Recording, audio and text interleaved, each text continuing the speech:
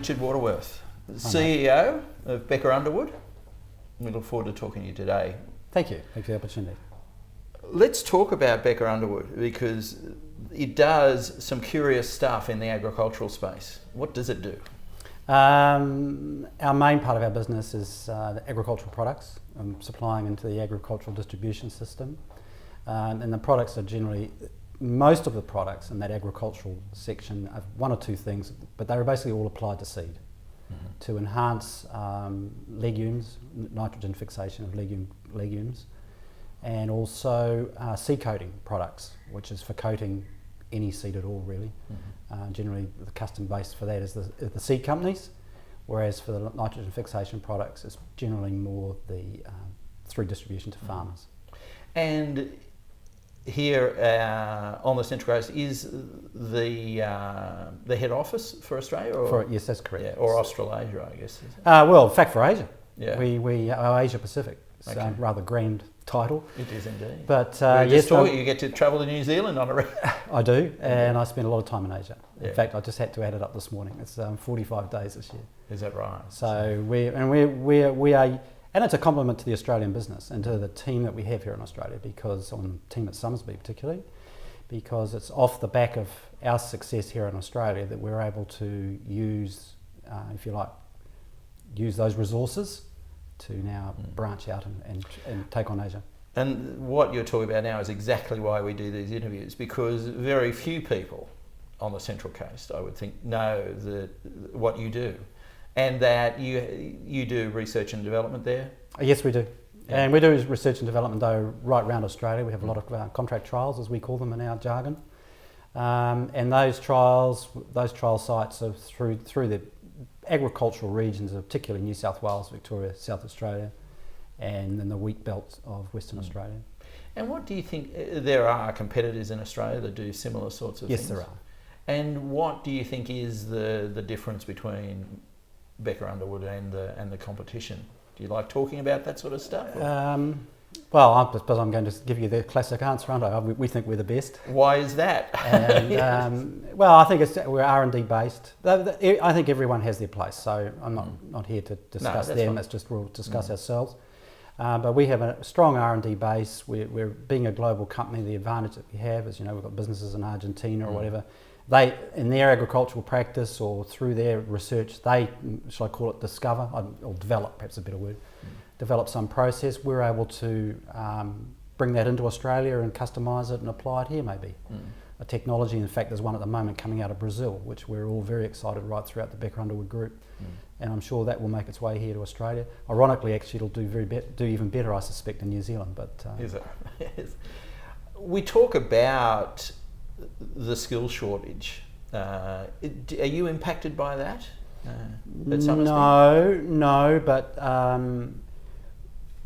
we've been going 8 years here in Australia as Becker Underwood, and I have to say, if I went back 8 years and thought about how easy or hard various things would be, and sort of gave them a ranking, and then benchmarked that today, Yes. One of the things I would say is that it is really hard assembling a very good team of people. We've done it, and I'm not going to say it took 8 years either, but it is a slower process than I would have given it credit for. I think maybe for us in Summersby, this is not a natural farming area, or there's no agricultural university here, or other significant large agricultural businesses, say like there are in Melbourne, for instance. And so, if you like, the pool is rather small. I would have thought invisible. Pathetically small could come to mind. I wouldn't go that far. No. And of course, a lot of the we need various services from finance and people in production, things like that. So they don't necessarily have to have it be actually overly agricultural au fait. So, but that's the hardest thing, is just assembling the right team. Well, whether that's skills shortage, I don't think I could go that far. It's and I'm not surprised, because yours is almost a global market. When I shouldn't badmouth, and I didn't mean to badmouth your team. You've got a great team, and you are exporting to Asia, which is a fantastic thing for the coast. But people in your space could work in Argentina, could work in Australia, and then they have to come to where the companies are doing their research. Yes, of course. One of them is obviously Summersby. Yeah. What else has surprised you in the 8 years? Because that coincided with you coming to Australia, I'm presuming. No, I came to Australia in 1992. So oh right, I'd been 20 here. years. You're you should get long I'm service an leave from Australian us. citizen. Excellent. But in the 8 years, the challenge of putting a great team together, you've mentioned that. Sure. Is there anything else? Oh, I think because we're in agriculture, I'm going to state the blindingly obvious is that we from basically the moment we bought the business in 2004, we endured some of the worst drought years Australia's been through in agriculture, especially on the eastern states. And not only was it 1 year, it went on for 4 or 5 years, and so that was really hard because we were trying to get established, get growing, and we obviously, our masters, if you like, back in America had certain ambition and goals for us to achieve, and we wanted to ourselves. We certainly shared those goals, but it was really just difficult in that environment, sort of battling away against something that we just couldn't overcome. It was a, if you like, an influence outside our control. But we did grow in those years, and that's a credit to the team and to our technology, I guess. And with enormous pressure on the agricultural industry to become more productive too. Oh, sure. And I should mention you've had the benefit of one of the coast's finest marketing and advertising groups working for you as well. Yes, we have. And that would be Milestone Bellinova. You don't want, we don't mind being commercial at this point because we steal their boardroom every now and again. Looking forward, what is the biggest challenge do you think that the Becker Underwood might be facing over the next 3 to 5 years? Well, I'll answer that in the context of Australia, I think, and particularly. We've grown a business to a sort of like a critical point, and it's a nice, durable business. In a so-called off-budget year, we still turn a good profit. So there are things which we didn't do originally. It was touch and go. Whereas now, so we've built a sort of nice, durable business, got a really good sort of core of people and so forth. But the next step is to really grow the business, take it to the next step, which basically double the size over the next 5 to 8 years. And to do that, we need to invest very heavily in R&D, and which we are embarking on this year particularly. But it's a commitment because it's not just this year. We can't stop this year. It's going to take 2 to 3 years back to back to back. And then on the far side of that is then, of course, to turn around and commercialise the products that come out of that investment. So that's our sort of immediate challenge over the next 3 to 5 years. We should do it. I don't believe there's a great sort of impediment standing in our way. It's just, I guess, we are in a very fast changing world, and it's just sort of the whole sort of finance, commercial finance. The picture can change, yes, which we have no control over. No. If you had the opportunity to have a rant about business on the Central Coast, or business generally in Australia, is there something you'd like to see change? Well, I think the coast is well positioned. I think it's very unique because it sits between two major employment areas, Sydney Metro, and I'll just call it the Newcastle Hunter to the north. And Central Coast sitting right in the middle of that. And I think that people on the Central Coast have got to sort of, as a community, it's not one person, but as a community, make their minds up which way they want to go.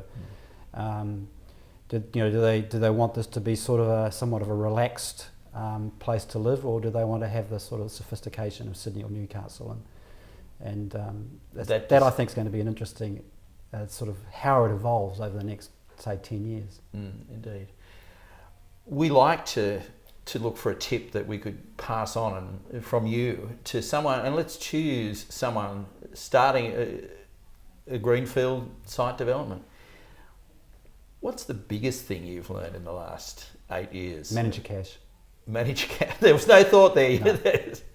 Cash is. Yeah, I know it's a glib saying. I learned it in prior roles as well, but it's really come home to roost as being first line responsibility. It's responsible for the business here is manage the cash, keep very close to know the cash position, and protect it.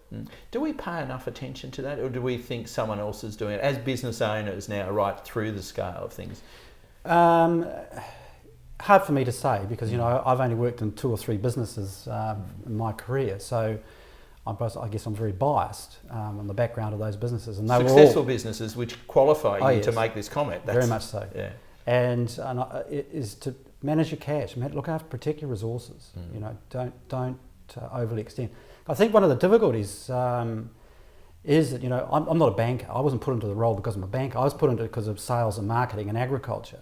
But in fact, you do practice some of that, but you also have to learn some other skills. The finance and banking skills. And I suspect, you know, like we're here at Milestone Bellanova, you know, Barbara has to watch her cash, even though she's a wonderful marketeer. You sort of got to have that second skill, which is to watch the back room very closely. How did you develop it? Was it hard knocks, or your history is in that development of agriculture and managing? Yeah. Yeah. Well, the agriculture was easy. I grew up on a farm, so I started off with the love of the land, and thank my parents very much for that. It was wonderful. But I think in terms of the money part, well, yeah, maybe had hard knocks, but I think you just sort of, I just learnt early. Is it about discipline? It's discipline. Yeah. And being close to it, and just being like close constantly in touch. Yeah, just being in touch, and occasionally you've got to make hard decisions. And you can't be afraid of that, because the abyss is the abyss otherwise. Indeed. Richard, pre the opening of Becker Underwood at Somersby, what were the decision parameters before a major international company comes to the Central Coast? Mainly, I think the original decision was driven by Roger Underwood, who was a proprietor of Becker Underwood at the time, and has just a sheer ambition to build a global company. And so Roger basically came to Australia looking for a business to buy. And because he saw that as the fastest route to get a critical mass, you get a lot of infrastructure, which otherwise you spend a lot of time and money, especially as a foreign company, no doubt make a number of mistakes. And, you know, so he was looking for a business to buy. He wanted a business that was similar to the ones that he already owned, and he found one, and it was called BioCare Technologies, which he bought in March 2004. And that business was already here was based at the coast on the same premises that we're in today. Okay. With the University of Newcastle's campus at Ourimbah, they're keen to work with businesses. How can they encourage that relationship if it was to be with Becker Underwood? I think we need to have dialogue, particularly with our technical people, and to sort of see in the areas of which their particular faculty have expertise in versus our business goals or the area of our technical skills and things. And I think that we do work with universities all around the world, but we're talking about here in Australia and with universities in Australia. Because Newcastle has a passion in that research and development area, so yes, it does. We might need to we actually we do have a good collaborative relationship with the Sydney University and their agricultural faculty, and actually it's interesting because we have 4 graduates, I think, out of Sydney Uni.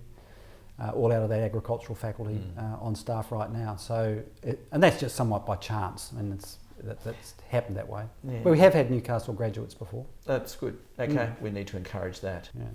Richard, thank you for your time. My pleasure. Thank you very much for the opportunity.